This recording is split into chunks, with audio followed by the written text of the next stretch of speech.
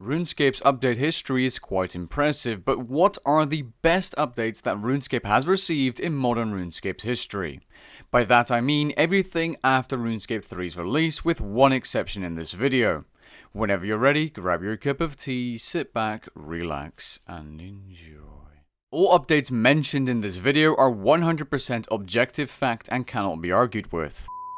Just kidding, but seriously though, this video is largely opinion based. There are many great updates, but I picked my personal favorites that I think have added the most amount of value to the game in some shape or form. With that being said, let's get into the updates. First up, the bank rework that was added in its presumably final form on the 30th of September 2019. This is one of those updates that once you get used to it, you can't live without it. It's that good. This update added quick equip options, more preset buttons, withdraw set amount buttons, cleaning filters, rapid searching, and of course the update we all begged for, bank placeholders. Without this update, you would always clutter up your bank after withdrawing certain presets, and it was just all in all awful and not something you would want to see in such a big MMO as RuneScape. This update definitely deserves to be on the best updates list. Next up, we have a very small update on the 20th of May 2019 that was later expanded upon, and that is wiki integration. Now that update may come as a surprise to see in a video like this because it might seem like a small update, but it does have a large impact. In an MMORPG like RuneScape, where you need to know a million things, having direct access to basically the encyclopedia of RuneScape is just exceptionally useful. Next up, we have the Quest Point Shop, aka Maze Quest Caravan. This update was released on the 24th of September 2018. The reason I believe the Quest Point Shop to be one of the best updates in Modern R's history is because it adds more relevance to questing and it offers opportunities to all kinds of players. Every 25 quest points, you can claim magical dice from the caravan that give you random clue score rewards based on the magical dice tier. That includes dice, by the way, and of course fortunate components, which are millions of GP. You can allocate your quest points at the shop to a certain track, and some of the more important rewards include free hybrid armor, a tier 75 weapon. Yes, that's actually a really good goal for Iron Man or returning players to just go ahead and grab, a Lorehound pet with a variety of useful buffs, and a chest that allows you to reclaim important quest items instantly. I've finally completed the Heroes quest. I wonder what I should do next. Psst, have you heard about Hero Wars? You know, the game where you can collect and improve heroes so that you use them to compete against other players in an arena? Today's video has been sponsored by Hero Wars. Scan the QR code on screen to get started.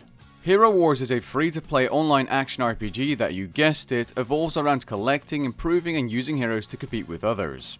From the get-go, you start with a 13-chapter long campaign, and each of these chapters has more than 10 missions with their own story and heroes to collect. There are over 50 completely different heroes with unique and interesting skills to collect, allowing you to set up your own dream team.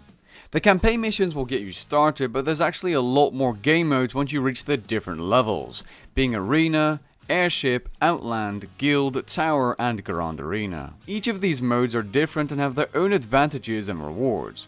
You can summon titans, explore dungeons, download artifacts, fight off other players, and team up with guild members to take down special bosses. Hero Wars is a really popular game with over 100 million downloads and a 4.5 star average rating on Google Play and a 4.3 star average rating on the iOS App Store. On top of that, it has an active community across various social media platforms that exceeds 4 million people. If this sounds like your cup of tea, go ahead and scan the QR code on screen or download the game through the link in the description below so you can summon your team of unique heroes, train them, and take on any enemy you encounter. Skilling and combat pets are two separate updates, but they could have easily been one update as they are in essence the same thing. They are pets that drop by getting lucky while training any skill. Why is this one of the best updates, you may ask? Well, what MMORPG doesn't have a ton of pets? Adding skilling pets to the game gives each skill some more character, and it keeps players guessing if that next daily challenge or yak track task they do will end up with them having a new pet to add to their collection. And let's be honest, the majority of these pets look incredible.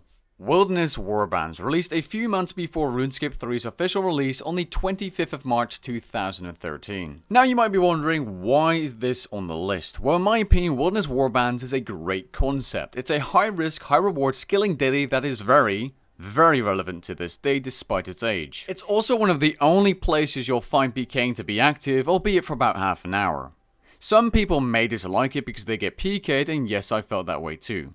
But for the reward and how little time is spent, that risk factor is justified. I don't think Wilderness Warbands is in need of a change or that it should be removed from the Wilderness, and I expect the Wilderness Warbands to be a relevant training method for many years to come. Have you heard about the mining and smithing rework?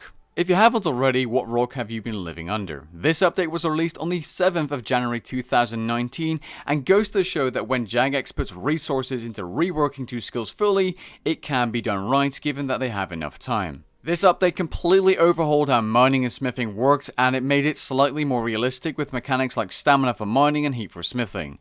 It also added and changed multiple tiers of ore and melee armor for the better. It's worth mentioning that Rune went from level 90 mining and smithing back to level 50 where it should be.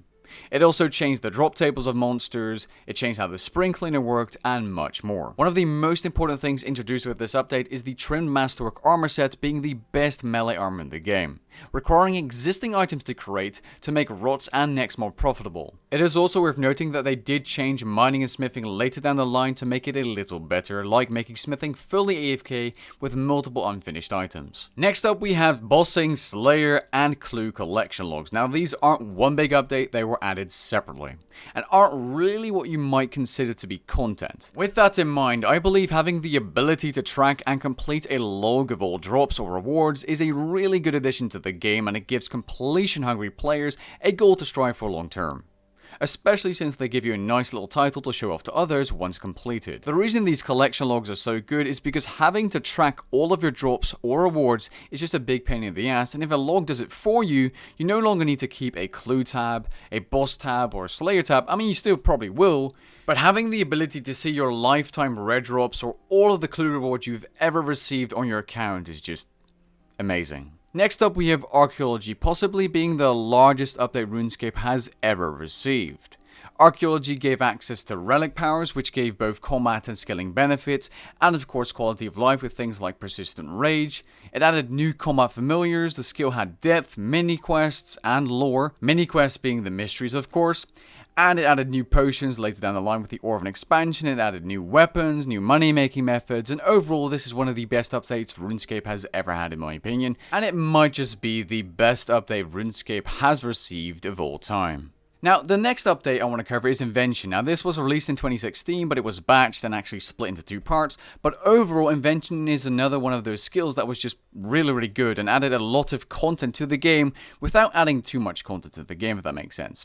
It gave access to machines that allow you to do things automatically, like alching. You can craft skilling outfits through the skill. You can get access to certain devices that help you with Slayer, like the new cannons, the melee magic cannon, mechanized chinchompas, and much more. Without a doubt, Invention is the most useful skill in the game, and there's good reasoning for it. On January the 27th, the PVM hub was released, removing the need to max for a boss portal, a hefty requirement many players despised.